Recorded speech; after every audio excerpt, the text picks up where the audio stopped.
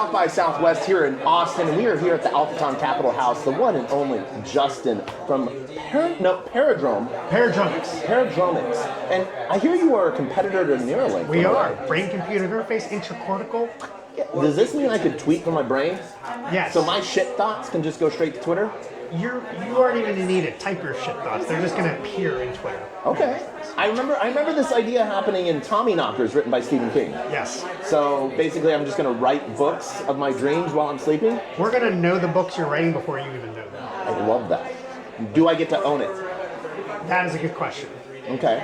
You get to own it, but we will still try to anonymize it so that we can build better models on top of the data we get from you. All right. So you're here based in Austin. The company's based here in Austin? Based in Austin, North Austin. All our manufacturing gets done about 15 miles north of the city. How long have you guys been building for? 9 years. Okay, and where are you guys at in clinical human studies? We got FDA approval back in November. We're going to implant our first human next month. Taco? You're implanting Taco next month? If you would like to get a BCI, we have one for you. Automated tacos. That's right. I love this. If people want to learn a little bit more about you, do you have a website? Are you on Twitter? Yeah, if you look up Paradromics on Google, we've got stuff there. Can you spell that out for the... Paradromics. And then 60 Minutes will also be covering our first implant. Hopefully next month it might go into May. Okay, all right, nice. And so you have your next human study starting next month. What does the next steps look like after that? Next steps after that is we'll implant probably up to 10 patients over the remainder of this year. We'll be trying out slightly different parts of the brain, but everything will still be focused on restoring speech in ALS patients. Okay, that's actually sort of cool. Yeah. What got you into this? Why? Good question. So my dad had brain surgery 10 years ago. Okay. He had part of his motor cortex removed, which caused a lot of issues and kind of like moving his fingers and arms. And I got caught up in what Elon was working on with Neuralink. And I started doing a lot of research in it and thought, I think this is the future. This is going to be a transformational platform similar to the internet, similar to mobile phones. The technologies and applications are going to be built on top of this. So my big question is, why not go worse for Neuralink and make Neuralink better? Or in your opinion, why different? What's your secret sauce? Look, I think Neuralink has a really cool technology, but I also think the design decisions made by Paradromics 9 years ago are fundamentally different from Neuralink, going for more durability, higher data rates, more concentrated electrode count. If I think about how BCI ultimately scales to consumer, these are the two features I think are required. It's not that Elon's wrong about what he's saying, but I think this is a better way to get adoption quicker in a few years with consumer applications. But you start with therapy. We start with therapeutics with regards to ALS, motor stroke, severe dysarthria. That is what we're focused on right now. You work towards recovery of human life rather than letting Taco tweet from his brain.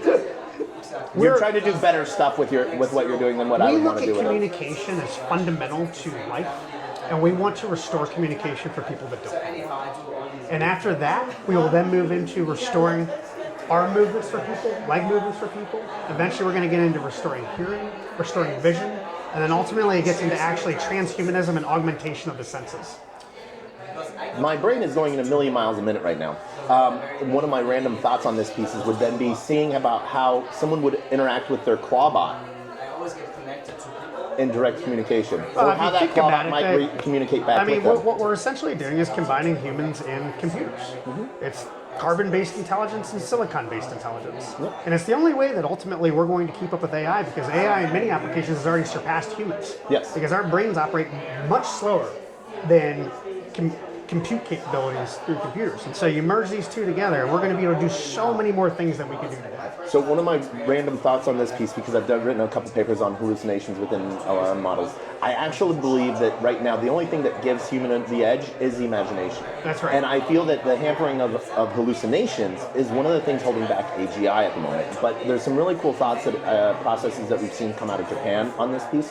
So with all that you're building, where have you seen the advancements of AI sort of support what you're doing? Is it either on the design piece, implementation, or what parts of it? So there's two areas. One is there's been a confluence of two major technologies tangential to BCI that have gotten us to where we are today. And for those that don't know BCI, what is that? Brain-computer interface. Okay. One of them is in material sciences. We've discovered better materials for electrodes that are better conductivity, much stronger. The other thing is within AI itself, because we're actually using AI to decode neural data in raw form, changing into digitization, and building specific custom models for each human that has a BCI in their head. And from there, eventually, once we do enough humans, we'll have generalized models for being able to restore speech and stuff.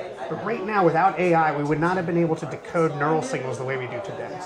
Past that, what we think, although we have not commercialized something like this yet, nobody has, is actually bypassing data sources that currently fit into LLMs and going straight for primary brain data. We think we can encode more human functions like empathy, cognitive intelligence, social intelligence, things that you don't necessarily capture in public data sources like the internet and private data sources. Yeah. And so it's going to create AI that is more human. And at the same time, we're going to embed humans with AI. Okay. So both at the end of the day will converge. And the question is which technology is going to allow that? Brain-computer interface will allow that. And what are your naysayers saying?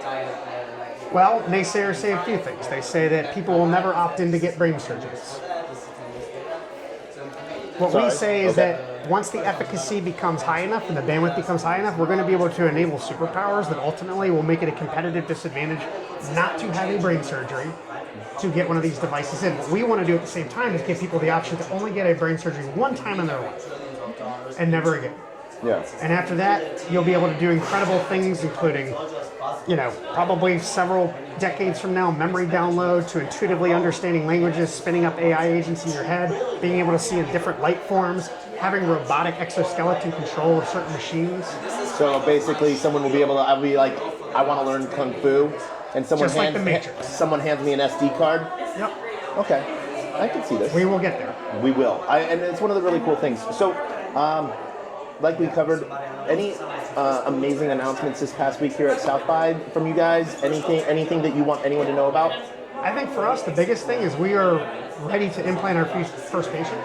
We have several unbelievably amazing candidates across the U.S. that we're looking through right now, and we're really hoping to get. How large is your sign? People, I'm sure people have signed up for this, but how large is that list? Oh, I mean, the list is thousands of people long, but we can only start with 2. The FDA has given us 2 people to start with. We're going to implant both of them hopefully by summer. Okay. Our primary endpoint is obviously testing for safety first, which happens for the first 3 months, and then we'll expand that trial to 10 patients. And that will be all monitored here in Austin, or it will be where they're living? Most of it will be within a 200-mile radius of our clinical centers, which is UC Davis, University of Michigan, and Mass General Hospital. Okay. All right. So you actually have big names tied to this. We do. Awesome. Any last things you want to say before we wrap this up? Because I know we have 30,000 events going here on at both Alphaton Capital and at South by. I think the last thing is I just think brain-computer interface technology is going to be one of the most transformational technology platforms of our lifetime. And there's going to be incredible applications built on top of this that truly change the way we live. Are you active on social media at all? Not as much as I should be. On X or LinkedIn? I'm on X. If people want to LinkedIn find as you well. if people want to find you on X, where can they find you, and can you spell it out for the algorithm? Basically, Justin B. Smith, but each of the I's in my name make it a 1, and that's my X handle. Okay. All right. And what can they expect? What kind of brain rot can they expect from your socials? Well, my socials, very soon, is going to be a lot of very nitty-gritty within BCI and some of the misinformation out there. We want to clarify, not that there's not applications for non-invasive technologies, but we want to be clear on what invasive versus non-invasive, Neuralink, Synchron, Precision, Paradromics, all these different companies, what they're doing. We're rooting for all of them. But in the end, 10 years from now, we're all actually going after different markets. And so my goal is to actually bring in capital, tell a narrative that brings in capital for all of them. Obviously, I'm biased to Paradromics. I think what we're doing is incredible. But we serve a particular niche that doesn't necessarily overlap with them, and they don't overlap with us. And I think that's really important for people to understand. And I see this with Paradromics and Neuralink and everything like that. This is why there's still Chevy, Ford, Toyota. That's right. They're all cars but different brands. Different ways of getting to the same location. These will have different applications, and those applications will, in many ways, be people that are willing to get brain surgery versus not. Also, the types of needs that you need. When you need very high complexity needs, you're going to need high bandwidth BCI. High bandwidth BCI is much more expensive to build. It takes longer. It's going to be more expensive to do, but it will be much more transformational than doing non-invasive technologies. So for different applications, the choice is yours. So amazing. All right, Justin, thank you so much for your time today. My name is Player One Chapa, Player, the number 1 TACO. We are here at Alphaton Capital House. Till next time.